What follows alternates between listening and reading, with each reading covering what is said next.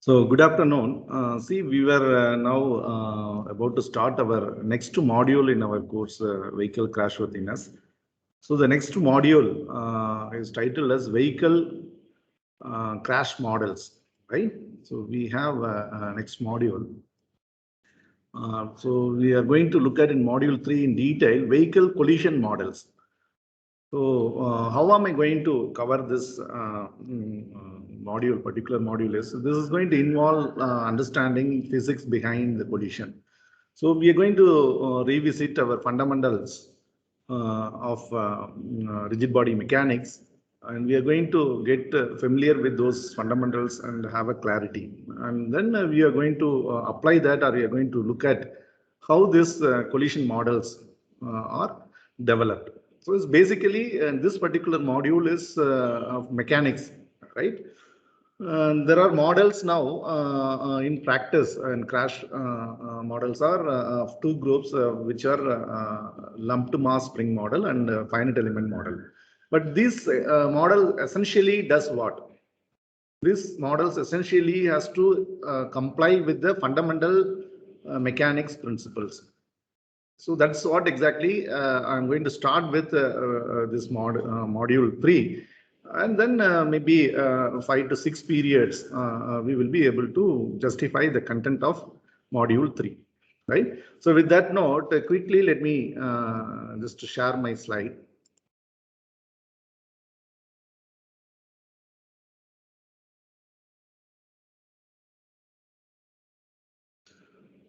So hope you are able to see this screen. It's lecture number 9, Vehicle Crashworthiness. We are in module 3 to start today.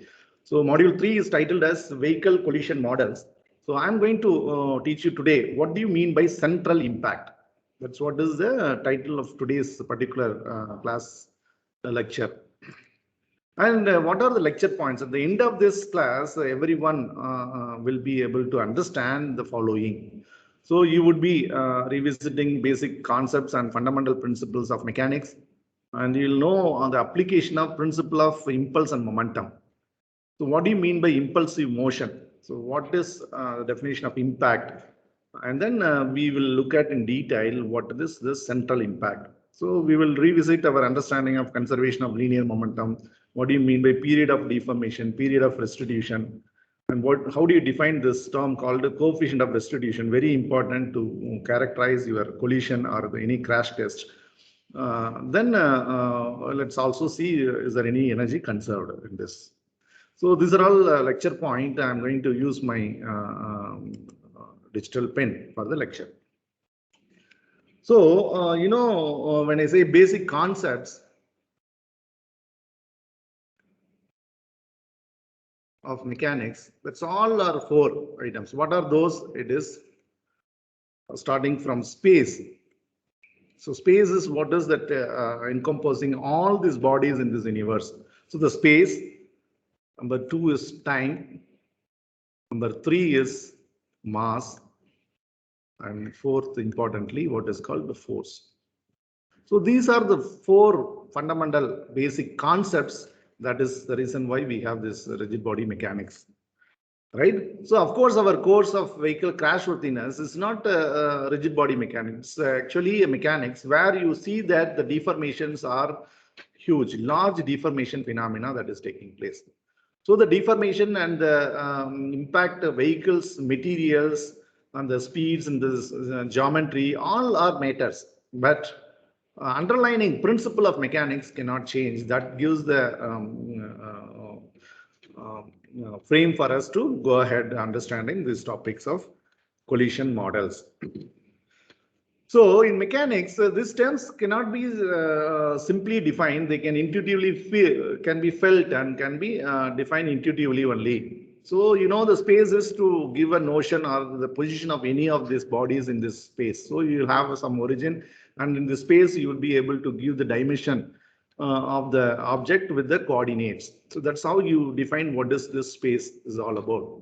So that can be accommodated by a rectangular coordinate system, X, Y, Z, and positioning any of the body in this with respect to coordinates. So the dimension along x, y, z can be mentioned, given for this. That is how you feel what is space is all about. We talk about. And what is an event? So event cannot be expressed only through this space definition. So we require to combine that with the time. So that is where the definition of time that we understand. And when you say mass, it is comparative. When you have to compare two masses that are attracted by Earth. So if they are of same mass and they will be offered with the same resistances, and that weight of those two masses are same when it is attracted. So something like that you would see any fundamental mechanics textbook. They have been defined intuitively. So what is this force? The force is something which can be exerted when two bodies are in contact, colliding, or they are separated. So the force can be through contact or even without contact, like a magnetic force.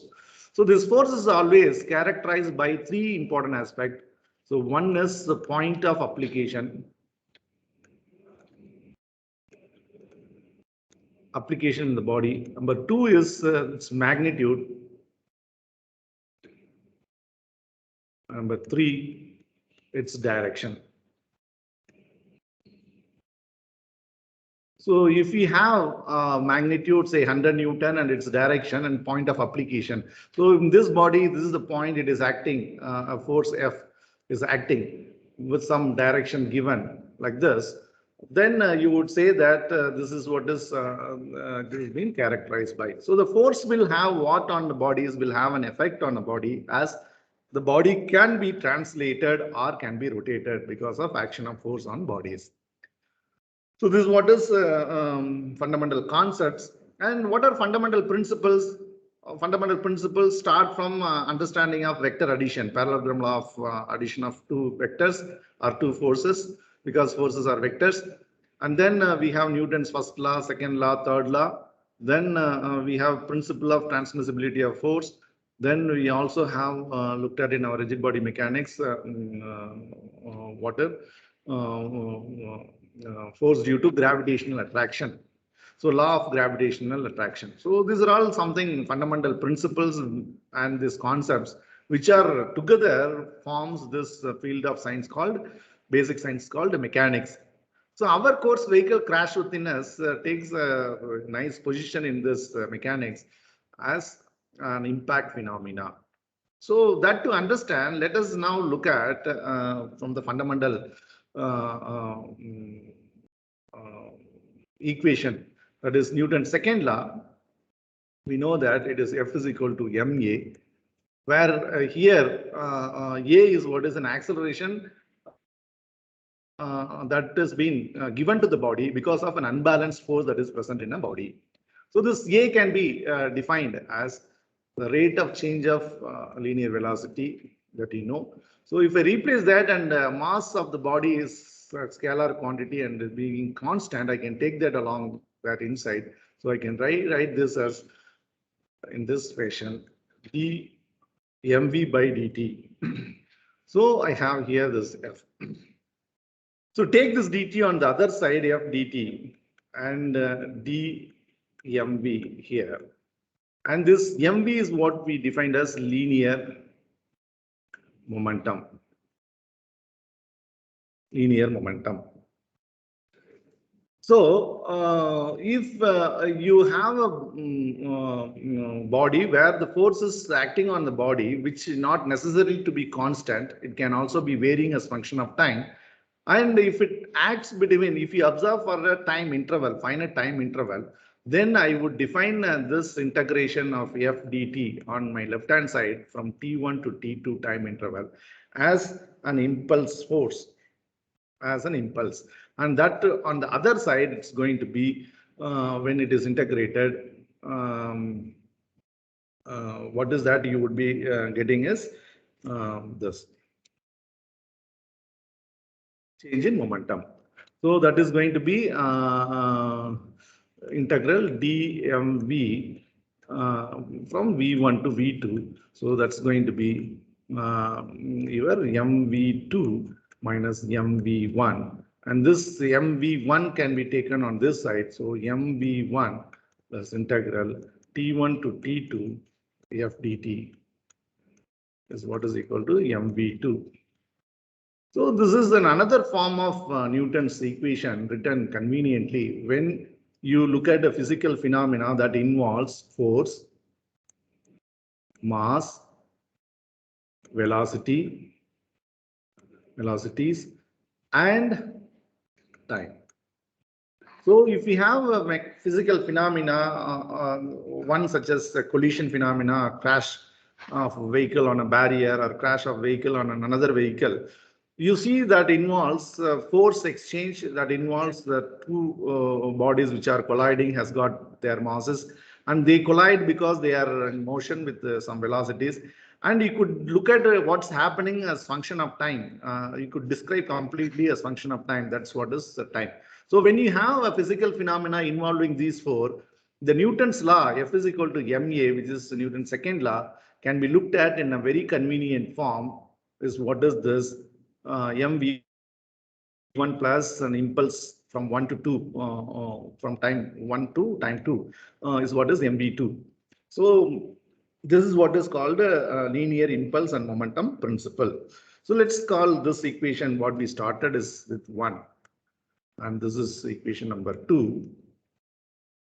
And now you see here, this impulse this is a vector quantity, force is a vector quantity, velocity is a vector quantity, this also is a vector quantity. So as this force is a vector quantity, you can have this impulse here. So what is this is defined? This is defined as, what is this is called? It's an impulse.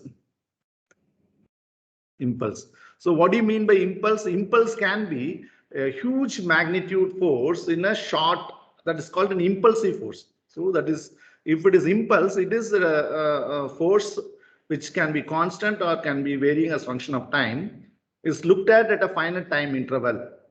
So what is that? It's nothing but it is going to be an integration of force components between time t1 to t2. So how can you understand that in a better way? So since force is a vector quantity, it can be resolved into 3 components. So you can look at them as, so this impulse force 1 to 2 can be defined as t1 to t2. F vector dt can be looked at now by its 3 components t1 to t2, where it is the fx dt, where this is going to have an I cap plus integral j cap times fy dt t1 to t2 plus k cap is a unit vector along z axis integral fz dt. So this is how you can define. So what is this fx dt? This fx dt is what is the variation of fx. Suppose you look at this is my fx and it is varying as function of time, something like that. And then if I observe between time step t1 to t2, this interval t1 to t2, whatever this is there, the area under this curve, which is f of t, is what is defining this. So the similar way I can have this plus. I'm just putting it in arbitrary. So this can be of any curve, but the observation time is same t1 to t2. So the area under this curve is what is the physical meaning here. So if it is fz, it's also varying as function of time.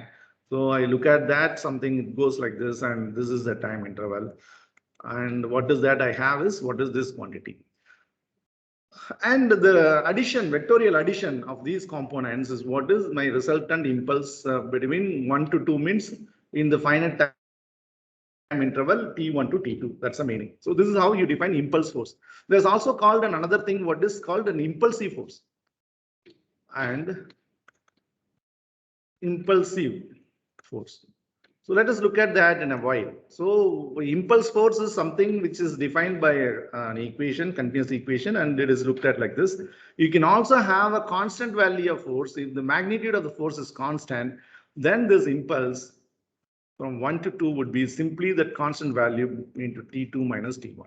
So it's going to be a rectangular area. So the difference t2 minus t1 into the value x. So that can be constant in only one direction. Then I'll have here fx. T2 minus T1. So like that. So if F is constant, then you have this. If F is varying as function of time, you have it like this defined. So this is how you define your impulse force, right? So what is the linear impulse and momentum principle? That is any particle.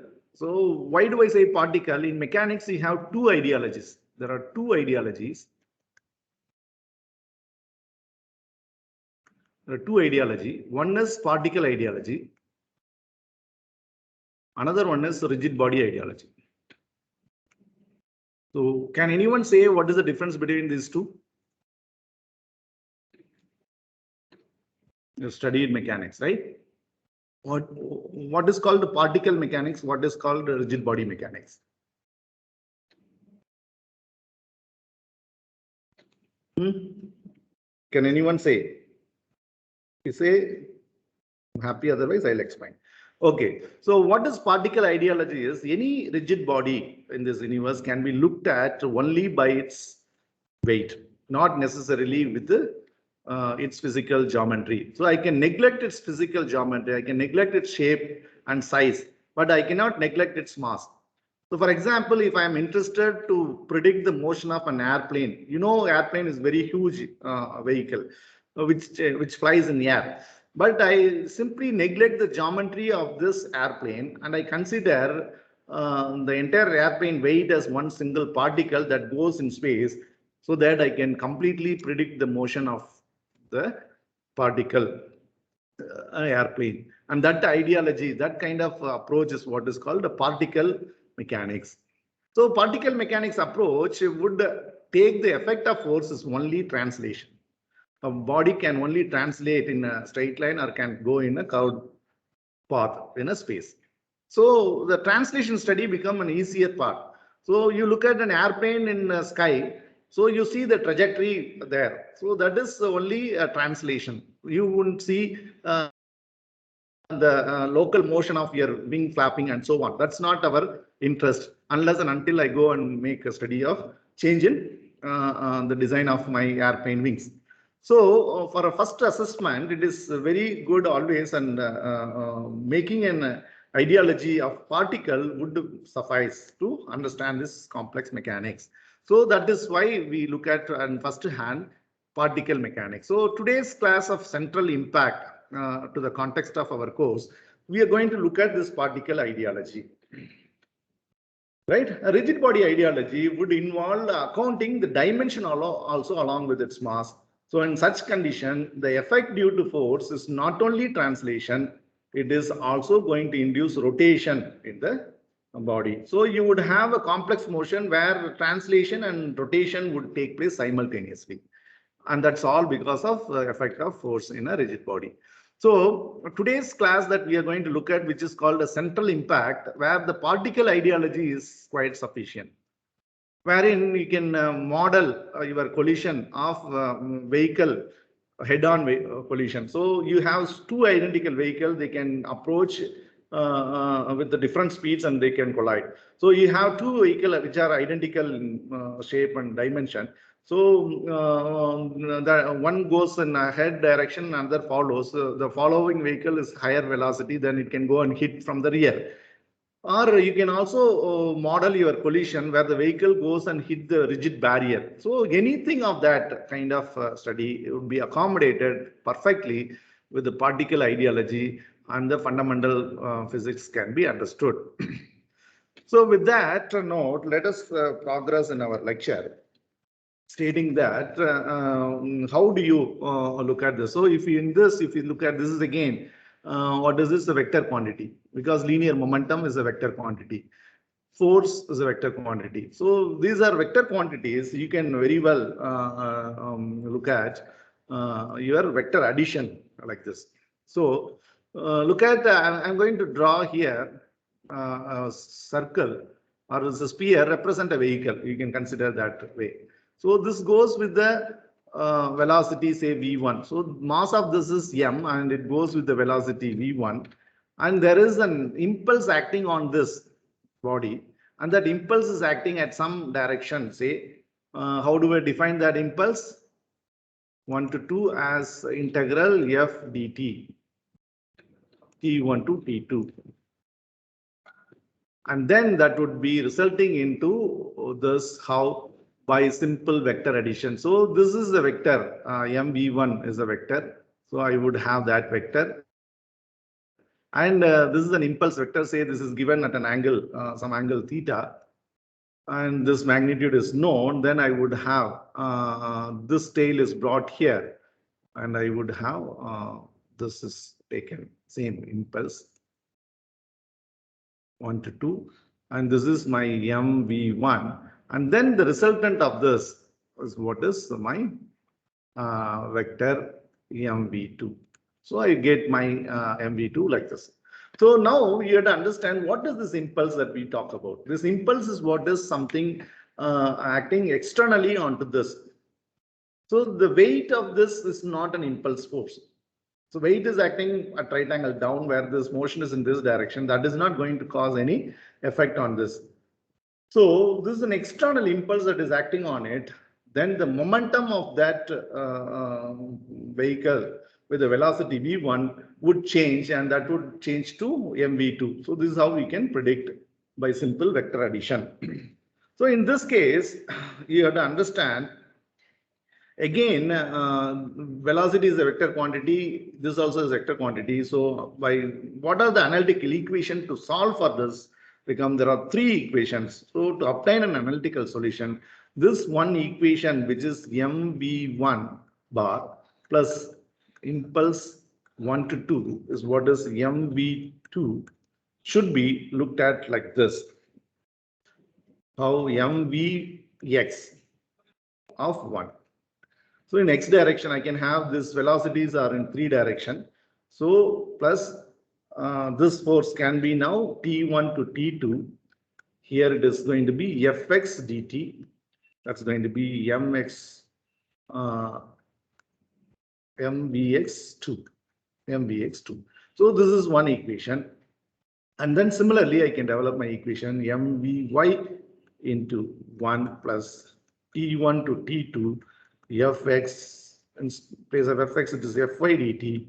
That's equal to mvy2. And mvz 1 plus T1 to T2 Fz dt. That's equal to mvz2. So this become now this many set of equations. So let me number this equation for you to have conveniently remembering. So what are the equations that we had earlier? Let me put them as these numbers. So this equation is number 3. This equation is a special case number 4 when force is constant. And let me call this as equation 5. And this is set of equation 6. So here we can have several impulse forces can be acting. If there are several impulse forces acting, this equation 5 can be written as, this equation 5 becomes, if there are several impulse forces, then mv1 plus there will be a summation sign here, impulse summation between 1 to 2, time interval 1 to 2, and that's going to be mv2. So I would have like this. So this is all for one vehicle or one vehicle when that is being acted upon by impulse. So when you drive a vehicle, what can be an impulse on that? It can be sudden wind gust from side acting, or from the front it is acting. So that would be for a smaller time periods acting that we are looking at. That can be observed as an impulse acting, right? So the resistance acting on it, or any force which is function of time, can be regarded as impulse force. So there are more than one, then the summation signs that comes into this equation. So this equation 7. If more vehicles are involved, if it is a traffic of vehicles, so there are many vehicles on observation involved, then I should also look at my sum of my initial momentum of my all vehicle with an initial velocities plus summation of all impulses involved in the system will be equal to summation of all momentum after the impact scenario. So my equation will get modified like this. 7 will become like this as represented by equation 8. So you can also see these impulses are external impulses that we are calling. So these external impulses can be zero in the system, and when the impulse is zero, then it is reduces to conservation of linear momentum. The total momentum before the observation or at the start of T1 will be equal to the total momentum in the system at the time T2.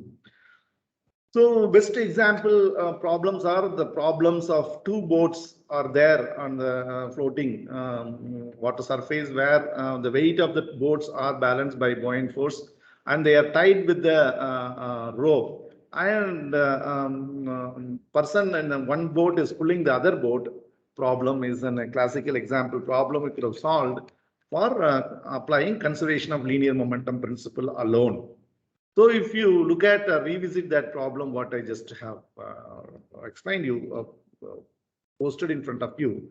If you look at, you have here a boat, a person is there seated here, and you have another boat here. This boat and these two boats are tied, and the weight and the buoyant force balances. There is no force pulled here. So if this person pulls this, then only you have this. So initially, what is the momentum? So let us look at this is boat A, this is boat B, and this is going to be with the MA, VA, and that's equal to 0. And here it is MV, VB, that's equal to 0. This is the initial time when it is with the tension, there is no motion. When he pulls this, and then you see the next scenario, it will be equivalent, or it's called equivalent to this scenario. So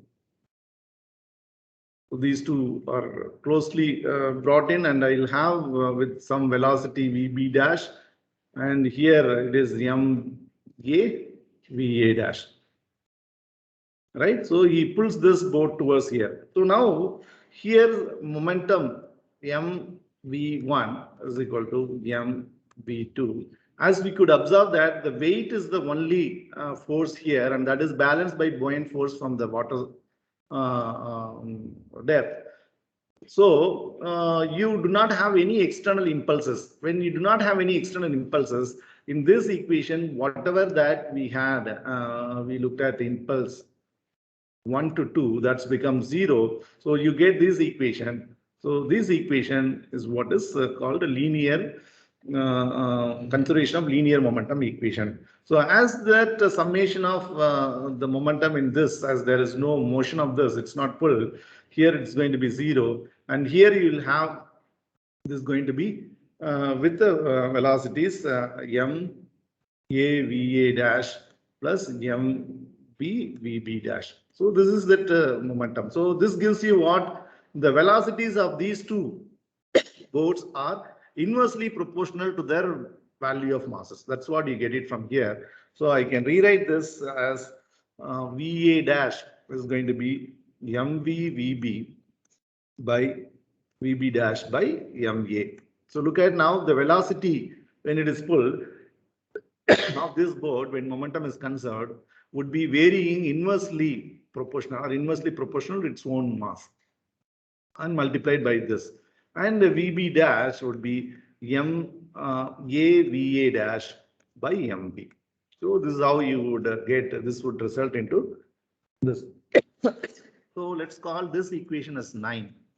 And this is an example to understand what is linear momentum, conservation of linear momentum principle. So with this background, let us now look at what do you mean by impulsive motion.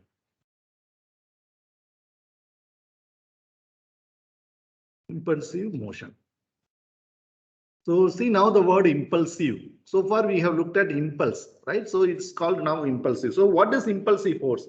A force acting on a body during a very short time interval that is large enough to produce a definite change in momentum is called an impulsive force. And the resulting motion because of that is what is called an impulsive motion. So what is the best example? You watch cricket. We watch cricket. So the ball hit by cricketer by bat. Baseball. So baseball hit by the bat. So these all are exchange of impulsive force. So the contact duration of ball with the bat is very, very finite time. It is going to be of milliseconds duration. At that time, force which has been exerted by bat onto the ball is very huge compared to that of what is the weight of the ball. The weight of a baseball is hardly of 150 grams. So that weight is neglected, that impulse due to that is neglected. But the force which has been imparted by bat onto the ball is of a huge magnitude, and that act in a very, very fraction of duration. So why do I say this is similar to that? You can look at now a vehicle crash scenario. So we have watched many videos, understood different types of crash testing and their configurations in our module 2. So if you look at like that, the force which is being exerted by a rigid concrete barrier onto the vehicle in full frontal crash scenario is what is called an impulsive force. That's not an impulse, it's called an impulsive force. So why it is called an impulsive force? If you look at the weight of the vehicle, but the force which has been exerted onto that is huge during very short duration, what we looked at as very small milliseconds. So 120 milliseconds, everything is over. So the shortest duration, if we have very large magnitude force has been exerted onto the body, and that force is what is called an impulsive force, and the resulting motion due to that force is what is called an impulsive motion. So after the hit of the car on the barrier, it has been rebounded. So that motion is what is called an impulsive motion. So you may look at that as a concrete barrier where this vehicle which is being crushed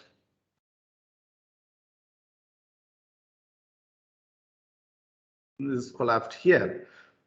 And then it is with the rebound velocity. So this motion is what is called an impulsive motion. And that's due to impulsive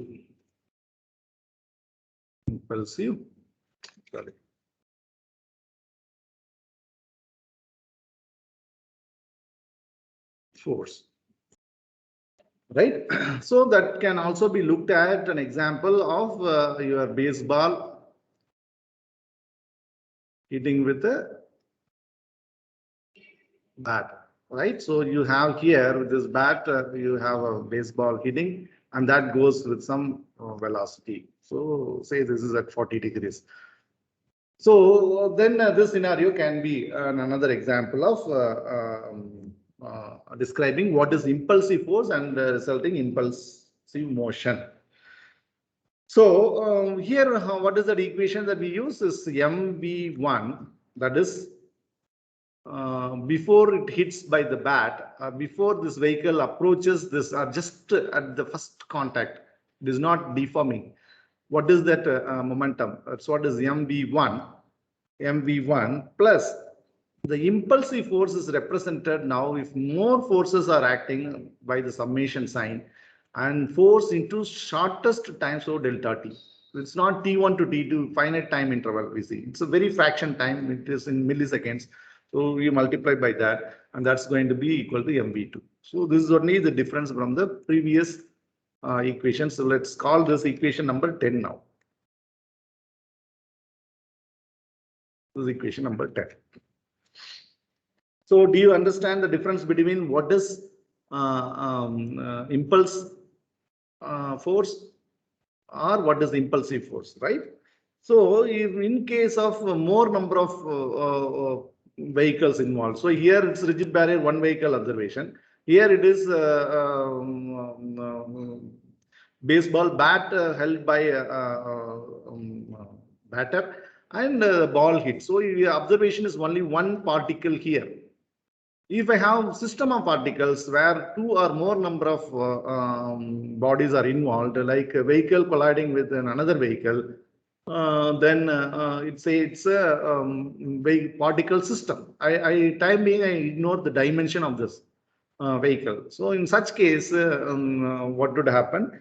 This become a summation sign. Here, this become a summation sign. And if there are no impulsive force, if this all impulsive forces are balancing each other, they are disappeared, then you can have here also linear momentum conserved.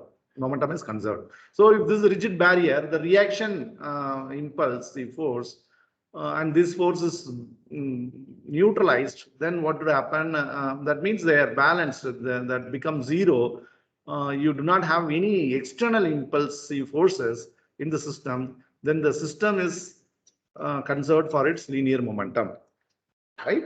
So that is what you have to understand. So however, the energy of the system is not conserved. So the momentum can be conserved. So in absence, in case this become zero, so it is not absent, it's become zero means they cancel each other like that, then the momentum is conserved. Momentum is conserved, but the energy, that is kinetic energy, is not conserved. So this is what is very important observation that you should understand. And now let me give you, I may give you some problems based on this, simple problems to solve in the examination or in the quiz. And now with this understanding, let's straight away get into what do you mean by impact and what is central impact, that is for our today's topic. So what do you mean by impact? How do you define impact?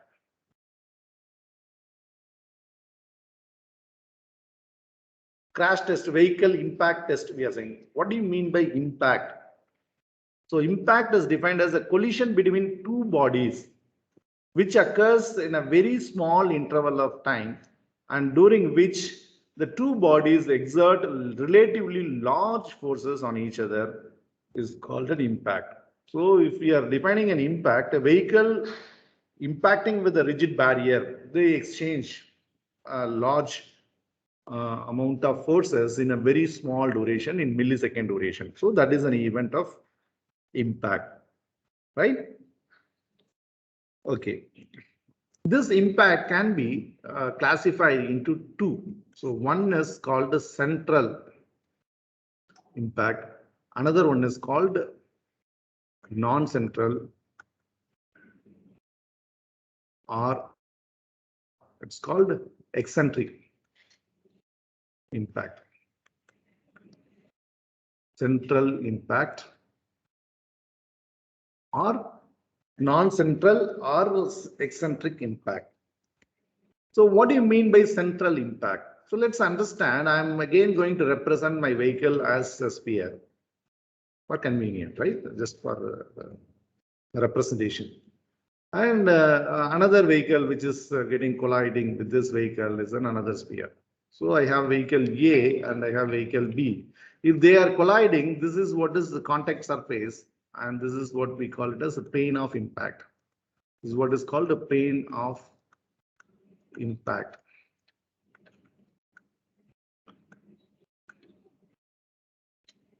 But to understand central impact, what is very important is the line of impact. So line of impact is a normal that has been drawn at the contact of colliding particle or colliding vehicles to the contact normal to this plane of impact. So this is what is called a line of impact.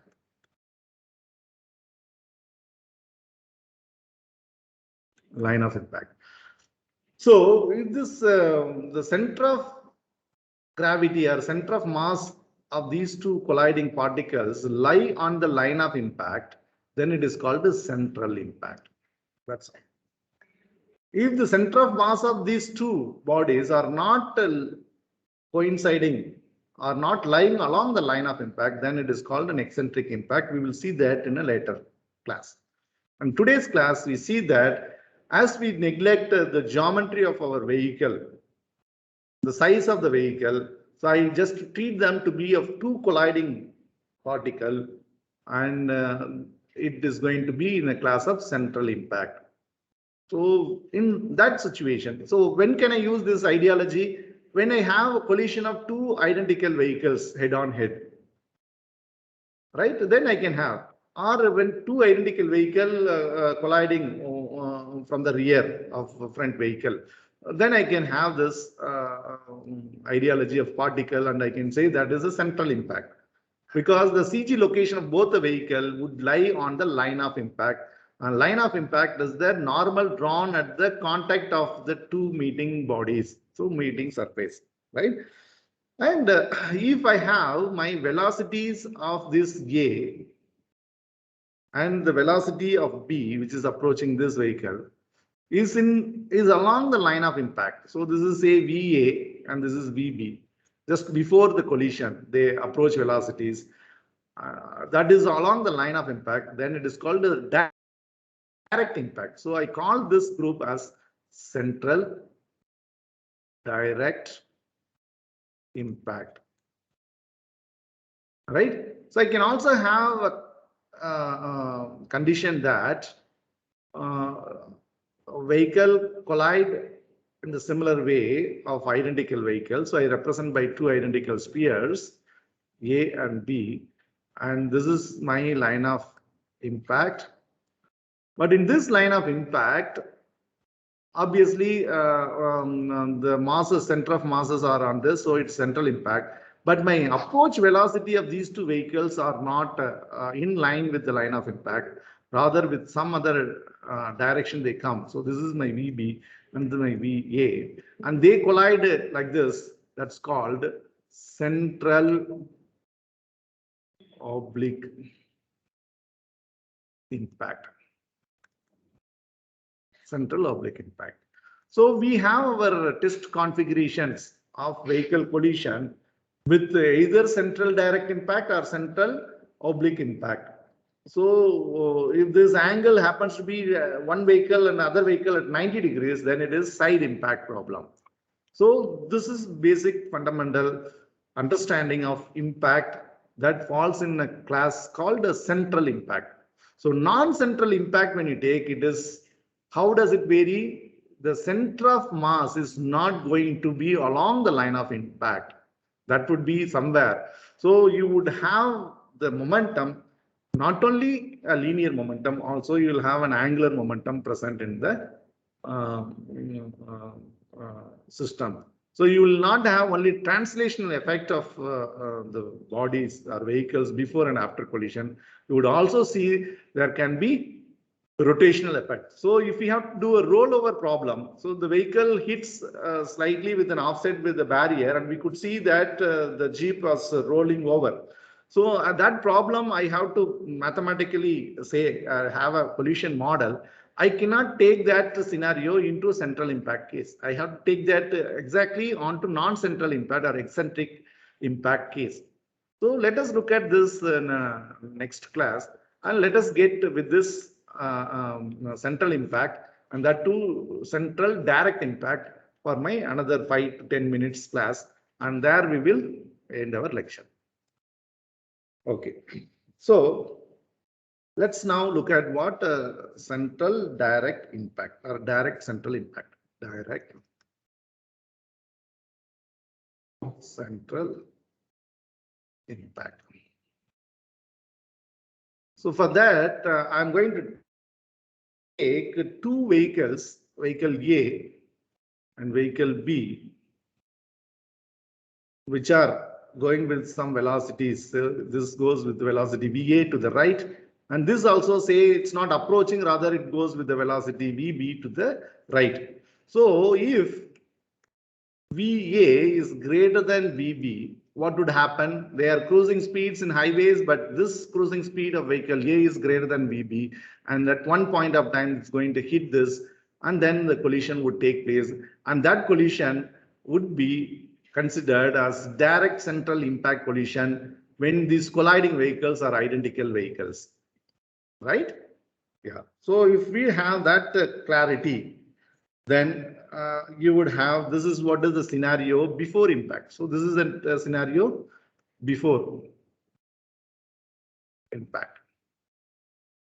So at maximum deformation, so when they collide, what would happen? You should understand the time period, that event very well. So the short span of millisecond, 120 milliseconds, also or 100 millisecond duration of contact of the two vehicles, that period is resolved into two, divided into two. One is called period of deformation. Another one is called the period of reconstruction or restitution, period of restitution. So this is what you have to look at. So let us look at the time of maximum deformation. At the time of maximum deformation. So since this is the scenario, VA is greater than VB, it is going to collide, and it is going to collide, and that's going to be some deformation, and that deformation will be observed when they are in contact, right? So the period of deformation, period of restitution is what the bodies are getting in contact and deform, and then deformation they separate it. So this contact, deformation, and separation. This is what is that to be looked at as a very critical event, and that has been captured by photographic technique that we have seen, that there are many cameras, high-speed cameras are mounted in a vehicle test environment, right? You have to connect that whatever I say to what you have watched in my module 2 lectures. Yeah, so now at the time of maximum,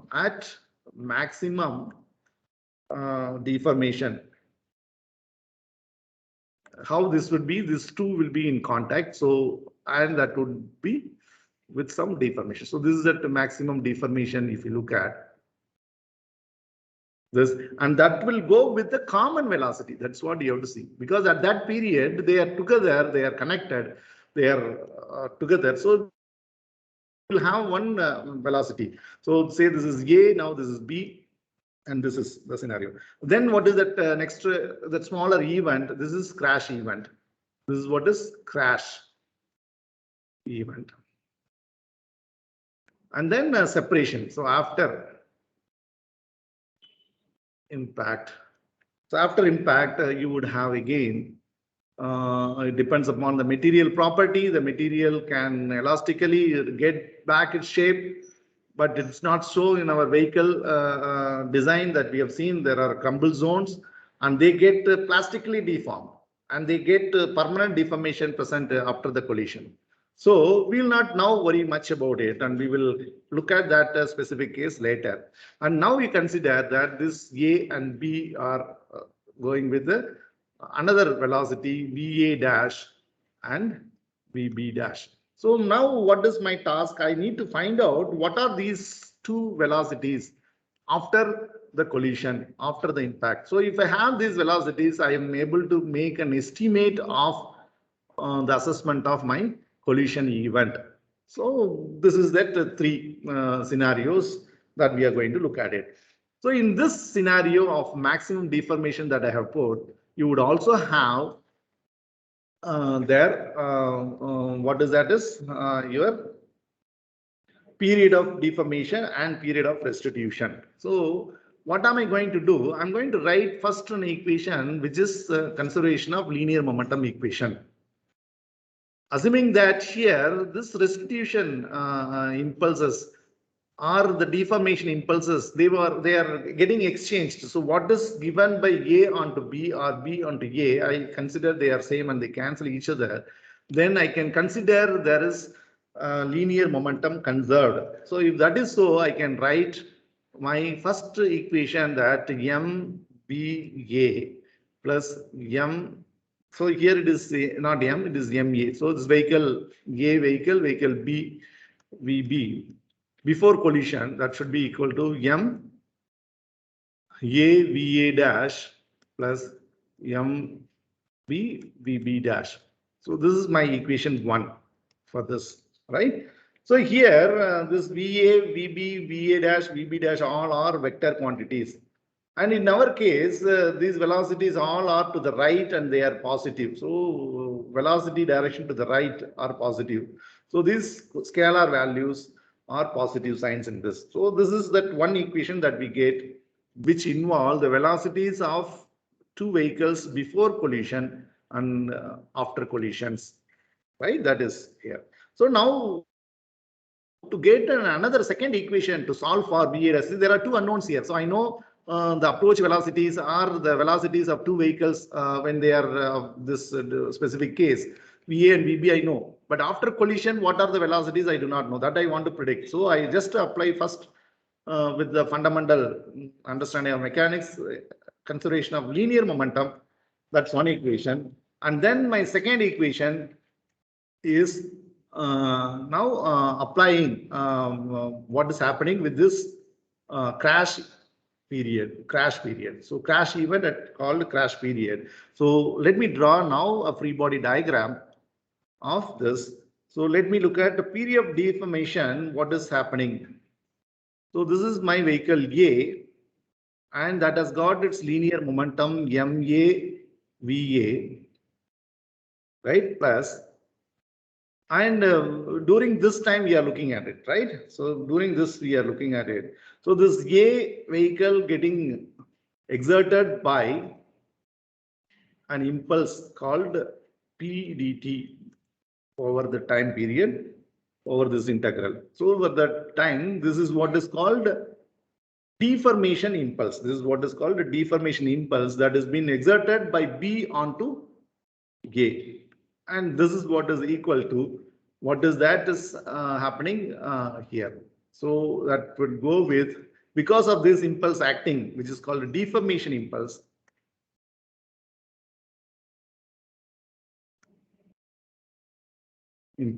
Right? I would have here, this goes with this. This goes this way with the deformation. Right? So this is A now with the M A into U. U is that common velocity here. So I just put, for considering one vehicle A out of this two vehicle collision. And what is that I'm doing? I'm applying linear impulse momentum principle because it involves mass, it involves velocity, it involves time and force. So Newton's law I'm applying in this form onto vehicle A. So when I apply this onto this vehicle A, I can now write my equation like this. So what is my equation? It is going to be MA VA minus, why minus? Because this direction to the left, so integral P dt, and that's going to be MAU. So this is my equation 2. So this is when it is applied, it is for the period of deformation. Period of deformation. This crash event or the crash period is consisting of two events. One is deformation event, another one is reconstruction event or regaining or restitution event. So period of restitution, if I look at, I can again apply this equation here. So period of restitution is what? This, it starts from here. So I have my momentum of this, that is MAU. Now, what is that is happening? So this has been subjected, this has been given with the restitution impulse again. That's called regaining impulse. The regaining impulse again is acting from body A onto B only. So that is R dt. That's equal to, then it regains and it goes, this is MA into BA dash. BA dash. So let's call this is equation 3. So in this, what is the equation 3? It is MAU plus the impulse here. There are two impulse. One is deformation impulse. This is called restitution impulse. So plus, it's not plus, it is minus restitution impulse. Right? So this is minus here. MAU minus R dt, that's equal to MA VA dash. So this is my third equation. So now equation 2 and 3 gives me an important definition. So what is this definition? So when you have to understand this crash period or event, it has got deformation and restitution. So deformation phase and restitution phase. It has got deformation phase and restitution phase. Right? So now at that time there is an exchange of deformation impulse and restitution impulse. So if you look at this deformation impulse and restitution impulse of a particle of one particular vehicle, I can define now what is called the coefficient of restitution. Coefficient of restitution. What is small e? So how do I define this? This I define as the ratio of restitution impulse during restitution period that particular vehicle experience to that of deformation impulse during deformation phase. This ratio. In general, this integral R dt is smaller than that of P dt. Right? So that is why you get this E value. This E value can be varying between 0 to 1. So it can be 0 value, it can be 1 value, or it can be anything between that. Right? So this is what is the definition of coefficient of restitution. Very, very important parameter that describes your crash event or the crash as a whole, whether it is an elastic crash or it is plastic crash. So we were looking at in our previous module something called a perfect crash. What do you mean by perfect crash? The entire energy should be dissipated. So the vehicle goes and hits the barrier and stays there is a perfect crash. At the same time, the crumbling of the frontal portion is a reason for protecting your complete cabin of your vehicle. The occupant restraint system further hold the occupants to save their life, and you call that vehicle as good safety vehicle, right? So that is what we have seen as a perfect crash. So then it is equal to 1. That's what is the plastic impact. On the other hand, if we take E is equal to 0, what does that physically means? It's fully perfect elastic impact.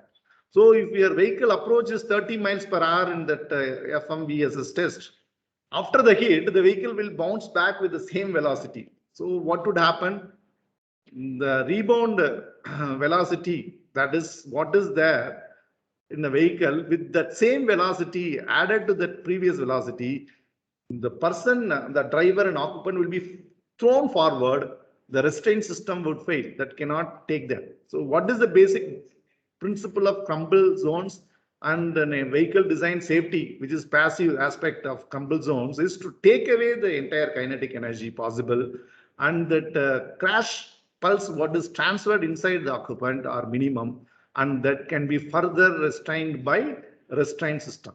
That's what we have seen. So you have to connect that to this.